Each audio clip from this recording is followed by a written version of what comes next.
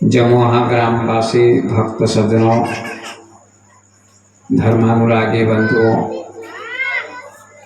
भक्ति स्वरूपा माता बहनों एवं बच्चों,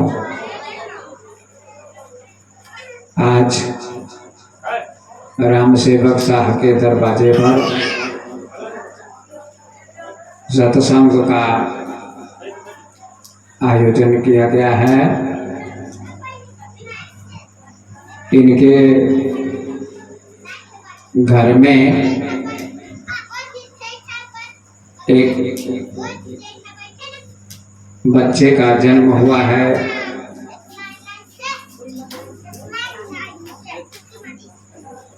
इनके नाती का जन्म हुआ है। इसी अवसर पर यह सत्संग हो रहा है। आज बच्चे की छठी है और छठी के शुभ अवसर पर सत्संग का कार्यक्रम है।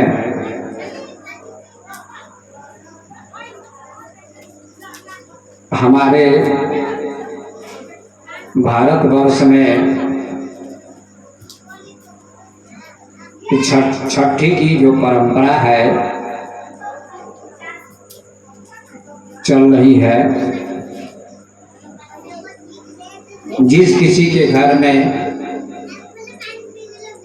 किसी बच्चे का जन्म होता है या बच्ची का जन्म होता है तो लोग छठी मनाते हैं। और यह छठी क्यों मनाते हैं लोग, इसकी परंपरा कब से चल रही है इसको लोग नहीं जानते हैं। बिना जाने लोग छठी मनाते हैं। ग्रामीण भाषा में छठियार कहते हैं, हिंदी में छठी कहते हैं। कोई भी काम व्यक्ति करता है तो उसको जानबूझकर करना चाहिए। बिना जाने लोग करते हैं, उसका अर्थ नहीं जानते हैं, उसका तात्पर्य नहीं जानते हैं। अर्थ जाने बिना समझ में नहीं आता है।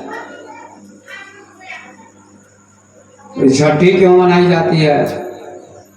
घर घर में, हिंदुओं के घर में छठी मनाई जाती है। यह एक संस्कार है,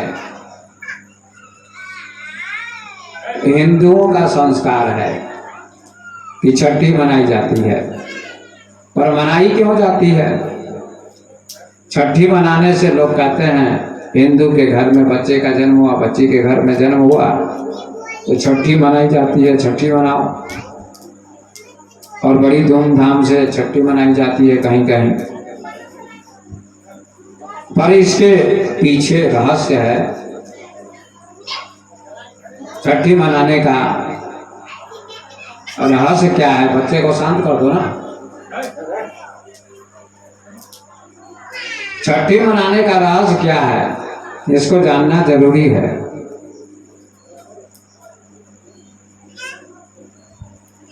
बहुत सुंदर शब्द है छठी।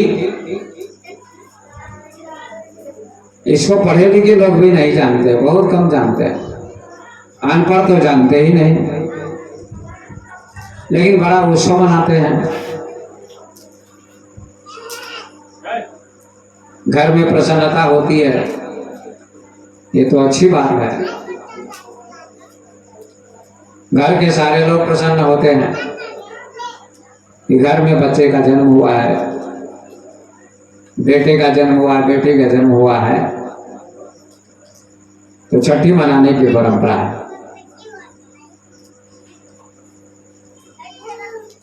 पर ये छठी मनाने की परंपरा कब से चल रही है इसको जानिए, समझिए। आप लोगों ने सुना होगा भगवान कृष्ण का जन्म हुआ भादो के महीने में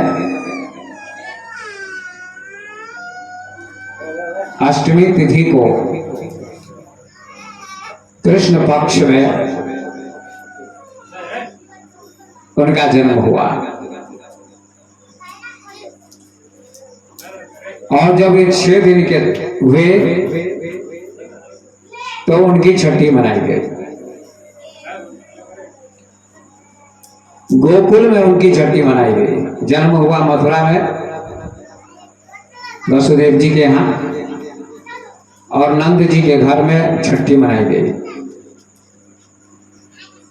क्योंकि वसुदेव जी ने नंद जी के घर भगवान श्री कृष्ण को पहुंचा दिया था। और जब 6 दिन के श्री कृष्ण हुए तो उनकी छठी मनाई गई। बड़ा उत्सव हुआ, आनंद हुआ। लोग गाते भी हैं, नंद घर आनंद भयो जय कन्हैया लाल की, ऐसा लोग गाते हैं।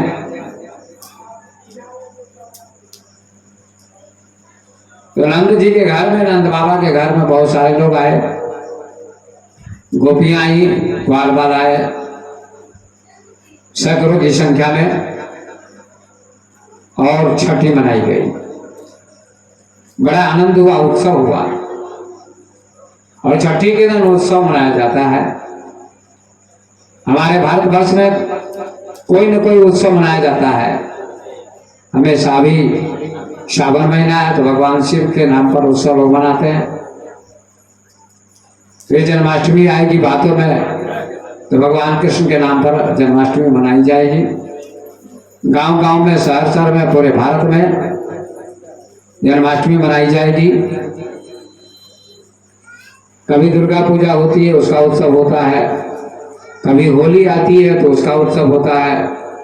कभी छठ आता है तो उसका उत्सव होता है। अनेक प्रकार के उत्सव लोग मनाते हैं, लेकिन उसका अर्थ नहीं जानते हैं। अर्थ जाने बिना लोग उत्सव मनाते हैं। एक परंपरा है, सब लोग मनाते हैं तो हम भी मनाएंगे, लेकिन परंपरा के पीछे अर्थ होता है। अर्थ क्या है समझिए।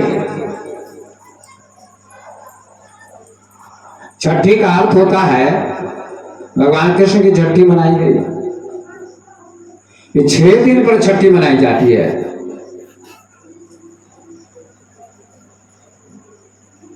ये 6 दिन पर ही छठी क्यों मनाई जाती है? 5 दिन पर क्यों नहीं? 7 दिन पर क्यों नहीं? इसका बड़ा सुंदर अर्थ है। और आप टीवी में प्रवचन सुनते हैं कथाकारों के द्वारा, विद्वानों के द्वारा, संतों के द्वारा, लेकिन शायद ये अर्थ आप नहीं सुने होंगे अभी तक कि छठी क्यों मनाई जाती है। मनाई तो जाती है, भागवत कथा होती है, उसमें हर कथाकार छठी मनाते हैं। कृष्ण भगवान की छठी मनाई जाती है। ये परंपरा वास्तव में कृष्ण भगवान के नाम से ही होती है, मनाई जाती है छठी की। उसके बाद ही अब लोग छठी मनाने लगे हैं।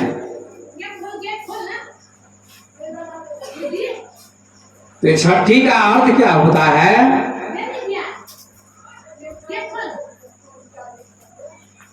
छठी का अर्थ होता है हमारा शरीर 5 तत्वों से बना हुआ है। हमारा आपका शरीर 5 तत्वों से बना हुआ है। 5 तत्व कौन है? लोग, बहुत कम लोग जानते हैं। जो सत्संग करते हैं, धर्म से जुड़े होते हैं, वे लोग जानते हैं। बाकी लोग खाते पीते और मर जाते हैं, यही जिंदगी है। इससे ज्यादा कुछ भी नहीं जानते। छठी का अर्थ होता है हमारा शरीर, आपका शरीर, चाहे स्त्री का हो, चाहे पुरुष का हो, चाहे बच्चे का हो, चाहे जवान का हो, चाहे बूढ़े का हो, प्रत्येक व्यक्ति का शरीर 5 तत्वों से बना होता है। आकाश, हवा, आग, जल और पृथ्वी, ये ही 5 तत्व हैं। इन्हीं 5 तत्वों से शरीर बना है और एक दिन शरीर नष्ट हो जाएगा, मर जाएगा।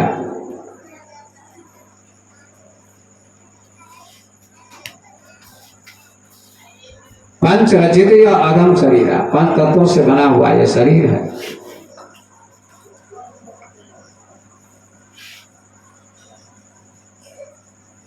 और ये शरीर क्या है? नाशवान है, नष्ट होने वाला है। और इस शरीर में जैसे मकान बना है, इस मकान में कोई रहता है, किसी मकान में 2, 4, 10 लोग रहते हैं। इसी प्रकार से शरीर एक मकान है, 5 तत्वों वाला है।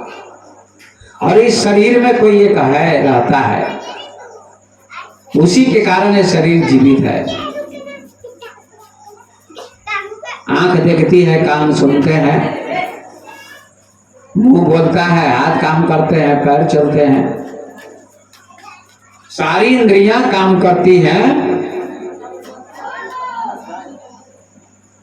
एक ही तत्व से 5 तत्व का शरीर है। इतना बड़ा मकान है, लेकिन इस मकान में रहने वाला ही महान है। अगर मकान ना हो, आदमी रहने वाला ना हो, तो मकान का महत्व नहीं। ये मकान बड़ा है कि रहने वाला बड़ा है? हवाई जहाज बड़ा है कि हवाई जहाज बनाने वाला बड़ा है? तो देखने में तो लगता है हवाई जहाज ही बड़ा है, लेकिन बनाने वाला बड़ा है। मकान को बनाने वाला बड़ा है, श्रेष्ठ है, महान है। इसी प्रकार से शरीर हमारा आपका 5 तत्वों से बना हुआ है। ये शरीर बड़ा नहीं है। शरीर सबको दिखाई पड़ता है, पर शरीर के अंदर एक छठी चीज है, छठा तत्व है, उसका नाम है आत्मा। आत्मा उसका नाम है, वह छठा तत्व है। ध्यान से सुनिए तो बात समझ में आएगी। 5 तत्व वाला शरीर है, जो मकान की तरह है। इसी प्रकार से इस शरीर में एक चेतना है, आत्मा है, वह छठा तत्व, छठी चीज है। अगर वह आत्मा इस शरीर में ना होगी तो शरीर नहीं चलेगा। इसीलिए कोई मर जाता है तो कहता है मर गया, एक चीज निकल जाती है, उसका नाम है आत्मा। उसी से शरीर चल रहा है, आत्मा से। उसी को लोग नहीं जानते हैं। सबको जानते हैं पर आत्मा को ही नहीं जानते हैं। मकान को जानते हैं, पूछे किसका मकान है? राम सेवक शाह का। फला किसी गांव में जाइए, किसी से पूछिए किसका मकान है, तो मेरा मकान है। अब उससे पूछिए कि आप कौन है, तो उनको पता ही नहीं कि मैं कौन हूं। उनको इतना ही पता है कि हम आदमी हैं। मेरा नाम रमेश है, दिनेश है, सुरेश है, बस इतना ही पता है, इससे ज्यादा कुछ भी पता नहीं है।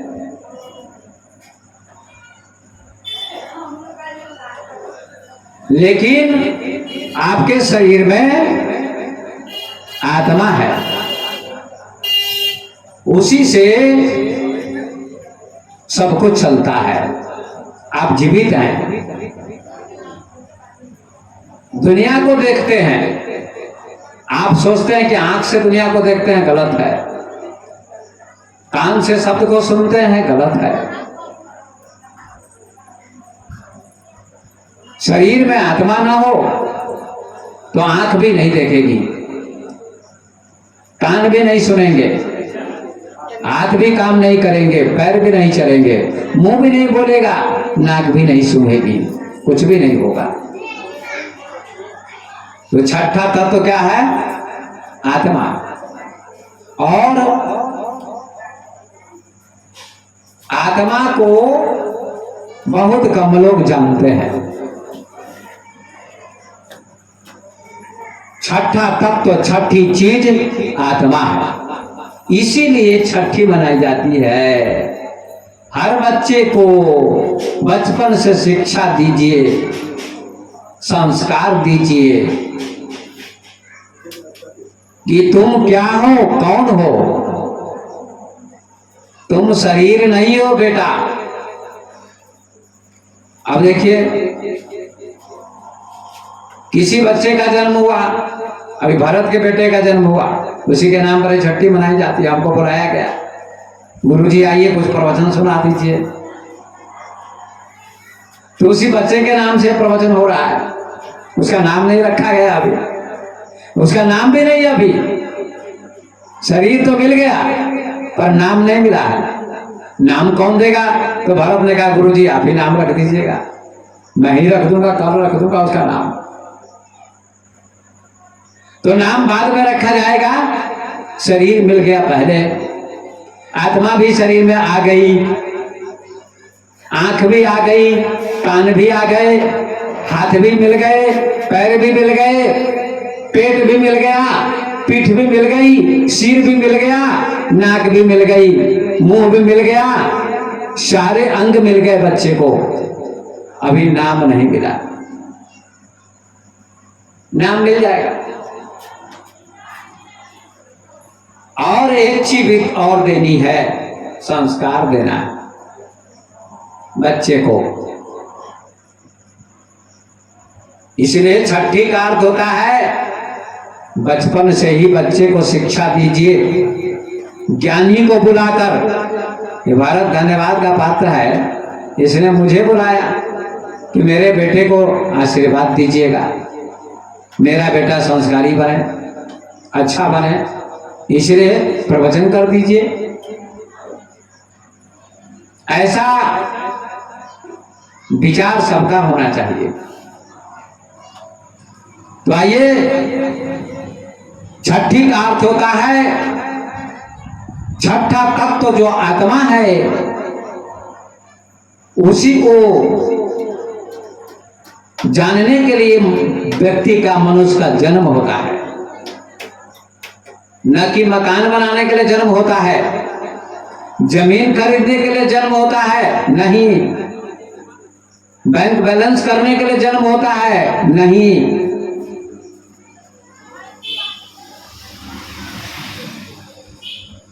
दुनिया का काम करने के लिए जन्म होता है किसी का, नहीं होता है।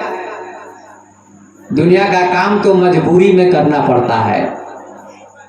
लेकिन जीव व्यक्ति क्यों दुनिया में आता है? उसी छठा तत्व आत्मा को जानने के लिए आता है। आत्मा परमात्मा का अंश है, भगवान का अंश है, ईश्वर का अंश प्रत्येक व्यक्ति है। ईश्वर अंश जीव अविनाशी, चेतन अमर सहज सुखराशि। तुलसीदास जी ने रामचरितमानस के उत्तरकांड में लिखा है कि हर व्यक्ति जीव है, ईश्वर का अंश है, शरीर नहीं है। किसी से पूछिए तुम कौन हो, तो कहता है मैं फला हूं, नाम बताता है, अपना नाम बताता है।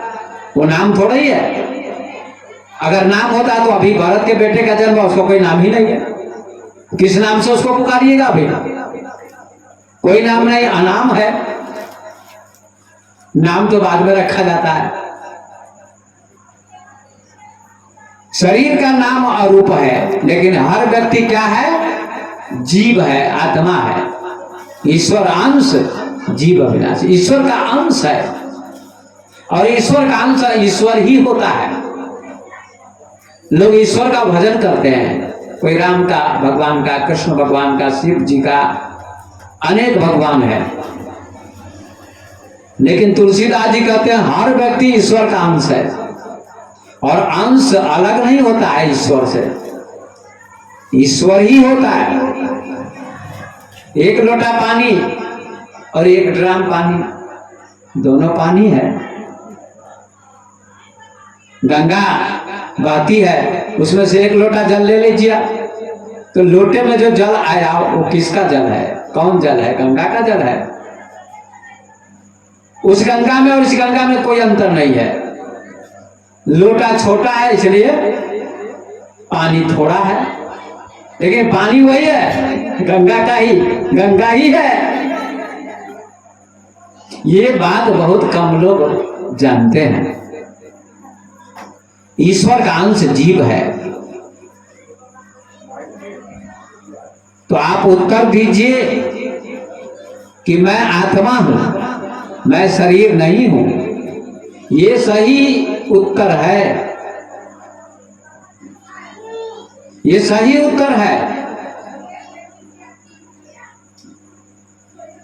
लेकिन सही उत्तर लोग नहीं जानते हैं। बच्चे का जन्म हुआ, नाम रख दिया गया, बस आगे सब बात समाप्त हो गई। माँ बाप नाम रख के और संसार के काम में लगा देते हैं। बच्चा बड़ा होगा, 3 साल 4 साल का 5 साल का विद्यालय में भेज देंगे, जाओ शिक्षा प्राप्त करो। अच्छा है, लेकिन एक शिक्षा लोग नहीं देते हैं, संस्कार नहीं देते हैं। एक महिला हुई स्त्री, उसका नाम था मदालसा। गौर से सुनिए, मदालसा नाम था। उसका जब विवाह नहीं हुआ था, लड़की थी, कुमारी थी, वो राजा की लड़की थी। मदालसा ने प्रतिज्ञा की थी, शर्त लगाई थी, मैं उसी से विवाह करूंगी जो मेरी बात मानेगा, मैं जो कहूंगी वही करेगा, उसी से विवाह करूंगी। ऐसा मदालसा ने कहा था, उसकी प्रतिज्ञा थी। अब ऐसी लड़की बहुत कम होती है, उसकी क्या प्रतिज्ञा थी? आज की लड़की क्या प्रतिज्ञा करती है? फला लड़का मिल जाएगा तो क्या होगा, धनी घर में विवाह होगा तो बहुत गहने मिलेंगे, अच्छी अच्छी साड़ियां मिलेंगी, अच्छे अच्छे कपड़े मिलेंगे, और क्या मिलेगा? अच्छा घर मिलेगा। यही तो मांग होती है। अभी भगवान शिव का पूजन चल रहा है, महिलाएं जाती है मंदिर में पूजा करती है, तो लोगों की कामना क्या है? लड़कियां जाती हैं पूजा करने, उनकी कामना क्या? उपवास करती हैं। मैंने कई लड़कियों से पूछा, क्यों उपवास करती हो शिव जी के लिए? उपवास करना अच्छा है, लेकिन शिव जी से क्या मांगने जाती हो, हमको बता तो दो। एक ही चीज मांगती है हर लड़की शिव जी से, कि हमको वर अच्छा मिले, वर मिले, अच्छा मिले नहीं, वर मिले। अब अच्छा वर क्या है? लेकिन अच्छा वर मिलना चाहिए, संस्कारी वर मिलना चाहिए। कोई मांगती है कि संस्कारी वर मिलना चाहिए? नहीं, एक ही कामना होती है, वर मिल जाए, अच्छा घर मिल जाए, वर और घर, इसके अलावा कोई मांग नहीं होती है। अच्छा से रहूंगी, अच्छा घर मिलेगा, अच्छा वर मिलेगा, सुविधा मिलेगी, खाने पीने की सुविधा होगी, अच्छे कपड़े मिलेंगे, बस। इससे आगे कुछ भी उसकी मांग नहीं होती लड़कियों की। और मदालसा ने क्या प्रतिज्ञा की थी? मदालसा ने प्रतिज्ञा की थी कि मुझसे जो विवाह करेगा, वह जो मेरी बात मानेगा, उससे मैं विवाह करूंगी। उसकी बात क्या थी? उसकी प्रतिज्ञा क्या थी?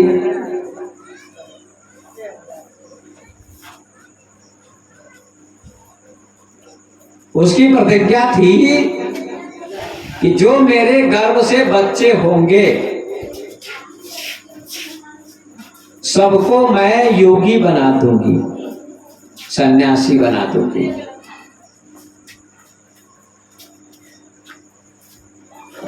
संत बना दूंगी, ये उसकी प्रतिज्ञा थी। तो उससे कोई विवाह नहीं करता था। कौन विवाह करे? बच्चे का जन्म होगा, बाबा जी बन जाएगा, साधु बन जाएगा, सन्यासी बन जाएगा, तो घर कैसे चलेगा?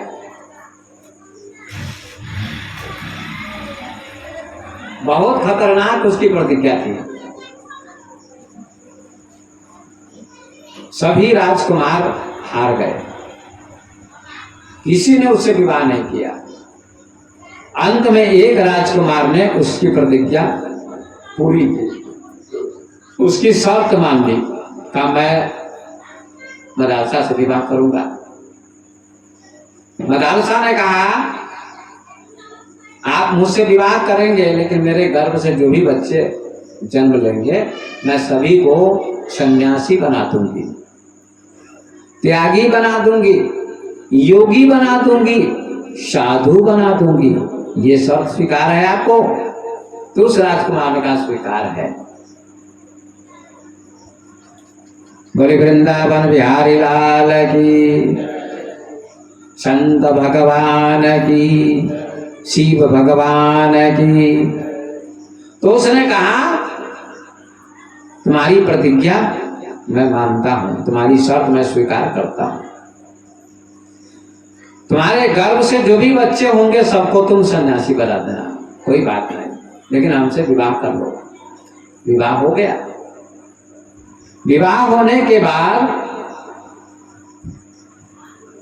ससुराल गई वो लड़की मदालसा। पहला गर्भ हुआ, गर्भवती हो गई, एक बच्चे का जन्म हुआ, एक लड़के का जन्म हुआ। जब जन्म हुआ तो किया उसने क्या? अब ऐसे छठी लोग मनाते जैसे सभी मनाई जा रही है, प्रवचन हो रहा है भारत के बेटे के नाम पर। और मदालसा ने क्या किया? मदालसा ने अपने बेटे को उपदेश देना शुरू किया। क्या उपदेश दिया? शुद्धोसी बुद्धोसी निरंजनोसी, संसार माया परिवर्जितोसी, संसार सपना तजमोह निद्राम, मदालसा वाक्यमुवाच पुत्रम। ये संस्कृत में, वो संस्कृत भी जानती थी, विद्वान थी। तो उसने क्या कहा बेटे से? वो बेटा समझ नहीं रहा कुछ, लेकिन संस्कार डाल रही है। अभी अभी अभी 6 दिन का बच्चा, चाहे 1 दिन का बच्चा, क्या समझेगा? लेकिन फिर भी संस्कार डाला जाता है। गर्भ में बच्चा हो तो हर माँ को कथा सुननी चाहिए। रामायण की कथा, भागवत की कथा, प्रवचन, भजन सुनना चाहिए। क्यों सुनना चाहिए? सुनने से क्या होगा? गर्भ में जो बच्चा है उस पर संस्कार पड़ेगा। पीछे जगा दो, सो रहे नवल जी को।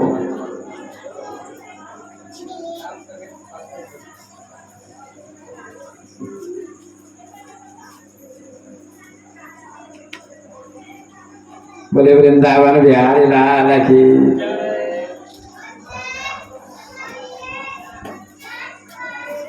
मेरे भक्त सब सो जाएंगे तो दूसरा कौन सुनेगा? तो आइए, मदालसा संस्कार डाल रही है।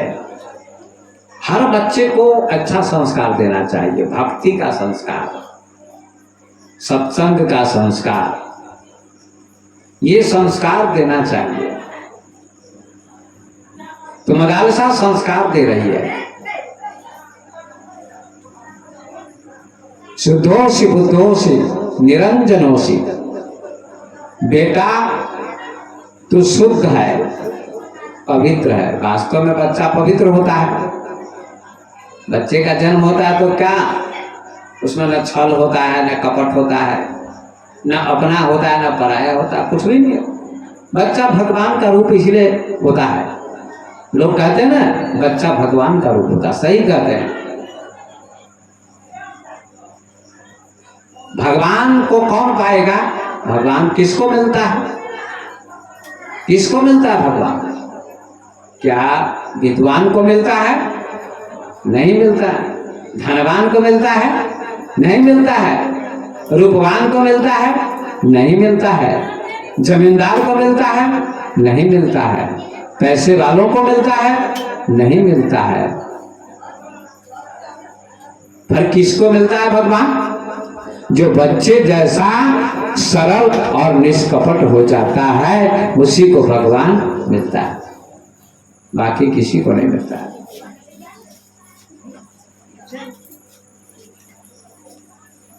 निर्मल मन जन सो वही पावा, मोहि कपट छल छिद्र न भावा। तुलसीदास जी ने लिखा है, निर्मल मन जिसका हो जाता है उसी को भगवान मिलता है। छल करने वाला, कपट करने वाला भगवान को नहीं पाता है। बच्चे की तरह निर्मल हो जाओ, पवित्र हो जाओ, छल कपट से रहित हो जाओ। लेकिन जो जो बच्चा बड़ा होता है त्यों त्यों छल भी हो जाता है, कपट भी हो जाता है।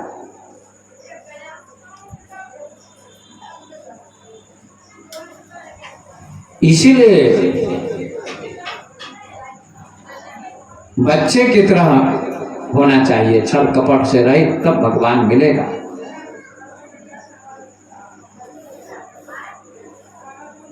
तो मदालसा बच्चे को उपदेश देती है, समझाती है, शुद्धोसी, बेटा तो शुद्ध है, पवित्र है। बुद्धोसी, तुम ज्ञानी हो। अभी तो ज्ञानी नहीं, फिर भी ज्ञानी कह रही है। अभी जन्म हुआ बच्चे का, अभी ज्ञानी कैसे हो जाएगा? स्कूल में जाएगा, पढ़ेगा लिखेगा, उसके बाद विद्वान होगा। लेकिन अभी अभी वो माँ कह रही तुम विद्वान हो, बुद्ध हो। विद्वान मतलब ज्ञानी, ज्ञानी कह रही है, विद्वान नहीं, ज्ञानी। हर शरीर के अंदर जो आत्मा है वो ज्ञानी है। अगर आत्मा नहीं हो तो ज्ञान कैसे होगा? आपको देखने का ज्ञान, बच्चा भी देख रहा है सूरज को, चांद को। बुद्धि का विकास नहीं हुआ है लेकिन ज्ञान उसको है देखने का। सूरज को देख रहा है, मकान को देख रहा है। बच्चा, छोटा बच्चा, 1 दिन का, 6 दिन का, देख तो रहा है ना। और देखने का जो ज्ञान है वो किसका है? आत्मा का है। इसलिए बच्चा ज्ञानी भी है, विद्वान नहीं है, बुद्धिमान नहीं है, पर ज्ञानी है। वही कह रही है बुद्ध हो, निरंजनोसी, तुम निरंजन हो, माया से रहित हो। शरीर क्या है? माया है। क्या सुंदर उपदेश देती है। ये उपदेश बहुत कम लोग देते हैं अपने बच्चों को। तुम निरंजन हो, माया से रहित हो। ये शरीर माया है और तुम माया नहीं हो। तुम शरीर नहीं हो बेटा। इस ज्ञान को बहुत कम लोग समझते हैं। तुम क्या हो? आत्मा हो। तुम क्या हो? आत्मा हो। निरंजन हो सी, तुम निरंजन हो।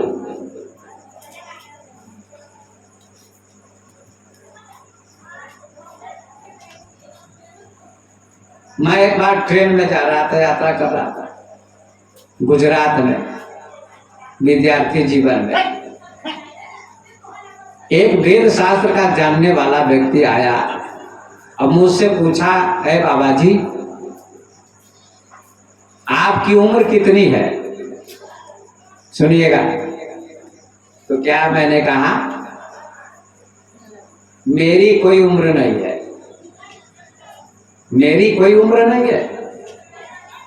मेरे शरीर की उम्र है 30 साल, उसमें 30 साल का था मैं, लेकिन मेरी उम्र नहीं है, मैं तो आत्मा हूं।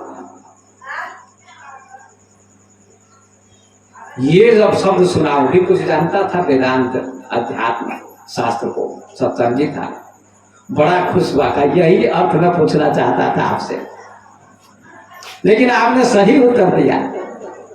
और 30 वर्ष पहले की बात है। 10 रुपए का नोट निकाला, हमको दिया, कहा बाबा ये ले लीजिए, जलपान नाश्ता कर लीजिएगा। मैंने कहा मत दीजिए। कहा नहीं नहीं, मैं खुश होकर दे रहा हूं। तो मैं ले लिया, बहुत खुश हुआ, प्रसन्न हुआ।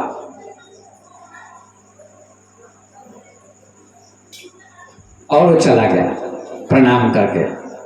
ये उत्तर मैंने दिया। वो मदालसा कहती है तुम निरंजन हो, माया से रहित हो, शरीर से रहित हो, तुम आत्मा हो बेटा। संसार सपना, ये संसार क्या है? सपने जैसा है। वास्तव में संसार सपना है क्या? संसार कुछ नहीं। रात में सपना देखते हैं, आप उठते हैं तो क्या देखते हैं? सपना नहीं है। दिल्ली चले जाते हैं, बंबई चले जाते हैं, जनकपुर चले जाते हैं, लेकिन उठते हैं तो कहाँ होते हैं? अपने बेड पर, अपने बिछावन पर। सपना झूठ, असत्य। संसार सपने जैसा है। उमा कहूं मैं अनुभव अपना, सत हरि भजन जगत सब सपना। शंकर जी ने, भगवान शिव ने पार्वती जी से कहा कि उमा, हे पार्वती, संसार सपने जैसा है। मैं अपना अनुभव करता हूं तुमको। उमा कहूं मैं अनुभव अपना, सत हरि भजन जगत सब सपना। भगवान का भजन ही सत्य है, बाकी संसार सपना है। बहुत सुंदर का। और इस सपना को लोग अपना मानते हैं। मकान अपना, जमीन अपनी, पत्नी अपनी, शरीर अपना, सगे संबंधी अपने, कोई भी अपना नहीं है। अपना केवल परमात्मा है, भगवान है। सत हरि भजन जगत सब सपना। हरि का भजन ही सत्य है, बाकी सब सपना है। लोग सपना को अपना मानते और अपना को सपना मानते। यही तो उल्टी बुद्धि लोगों की, उल्टी खोपड़ी है। सपना को अपना और अपना को सपना मानते हैं।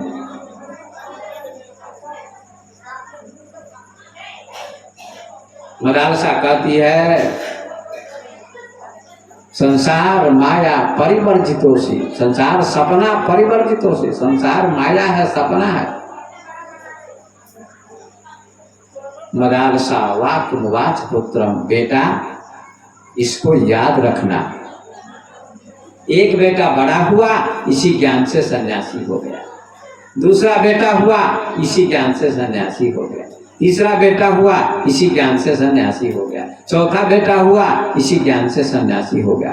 पांचवा बेटा हुआ, इसी ज्ञान से सन्यासी हो गया। छठा बेटा हुआ, इसी ज्ञान से सन्यासी हो गया। सब साधु सन्यासी त्यागी बन गए, घर का त्याग करके चले गए। एक बेटा हुआ, सातवां बेटा, उसको भी यही उपदेश देने लगी वो।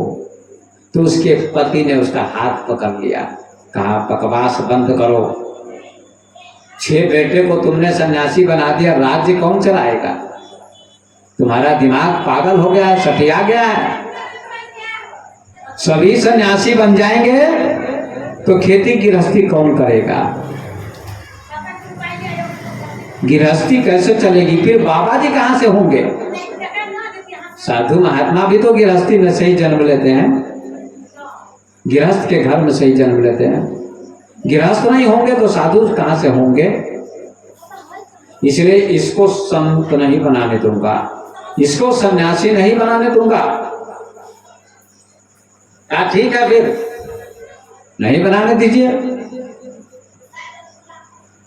उसको नहीं बनाया। और ये वाक्य, ये श्लोक, उसने एक ताबीज बनवाया तांबे का, उसके हाथ पर बांध दिया, 7वें बेटे के हाथ पर, और बांध के उसने घर का त्याग कर दिया, चली गई तीर्थों में। उसका बेटा राजा बन गया, मदालसा का बेटा, 7वां बेटा, और राजा बन गया तो राज्य चलाने लगा। एक बार दूसरे राजा से इसकी लड़ाई हो गई, युद्ध हो गया, और दोनों में जब युद्ध चल रहा था तो मदालसा का बेटा हार गया, दूसरा राजा जीत गया। दूसरे राजा ने मदालसा के बेटे को बंदी बना लिया और कहा तुम्हारा राज्य मेरा राज्य, तुम्हारे शरीर पर भी मेरा कब्जा, तुम्हारे राज्य पर भी मेरा कब्जा, सब पर मेरा ही कब्जा है।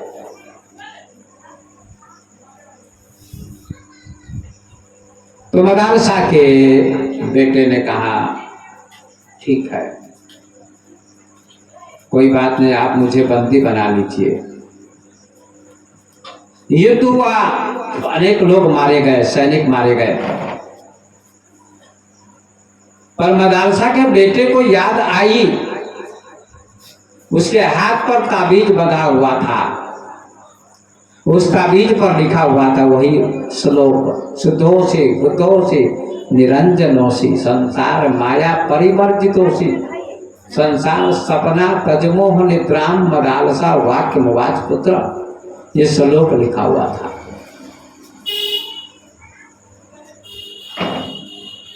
मदालसा के बेटे ने कहा दूसरे राजा से, ठहरिए जरा मुझे ताबीज पढ़ने दीजिए, ताबीज पर जो श्लोक है इसको पढ़ने दीजिए।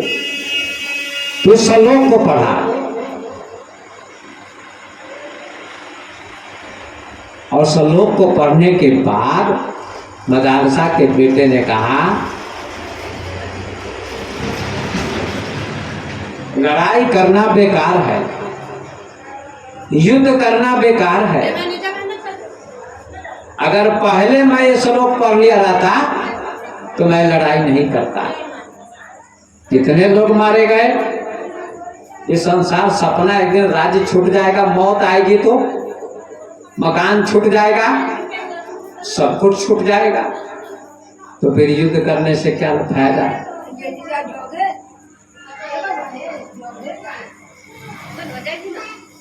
कोई फायदा नहीं। मदालसा का बेटा कहता दूसरे राजा से, अब आपको मैं राज्य समर्पित करता हूँ, शरीर भी समर्पित करता हूँ, सब कुछ ले लीजिए, कोई बात नहीं। मेरी माँ ने श्लोक लिख दिया, मुझे ज्ञान हो गया।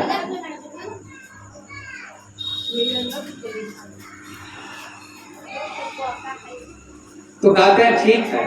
दूसरा राजा बड़ा प्रसन्न हुआ और कहा तुम्हारी माँ धन्य थी जिसने श्लोक लिखा।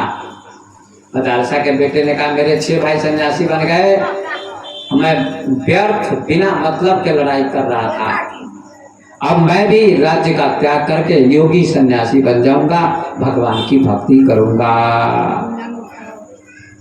उसने लड़ाई बंद कर दी तो दूसरे राजा ने मदालसा के बेटे को राज्य वापस कर दिया, लौटा दिया, ले लो अपना राज्य। अब तुम्हारी माँ बहुत महान थी जिसने ऐसा उपदेश दिया तुमको।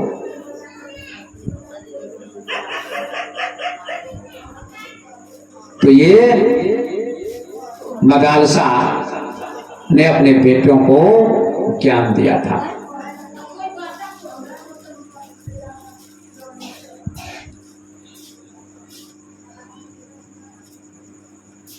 राम जी को वनवास मिला, सीता जी भी साथ गए, लक्ष्मण जी भी गए। लक्ष्मण जी राम जी से कहते हैं मैं भी चलूंगा, तो राम जी कहते हैं अपनी माँ से आज्ञा ले लो तब चलना। तो लक्ष्मण जी की माँ का नाम क्या था? सुमित्रा। लक्ष्मण जी माँ के पास गए कि माँ मैं भी जाना चाहता हूँ, मुझे आदेश दो, जाने की आज्ञा दो। तो माँ बहुत प्रसन्न हुई, कहा ठीक है बेटा जाओ जाओ।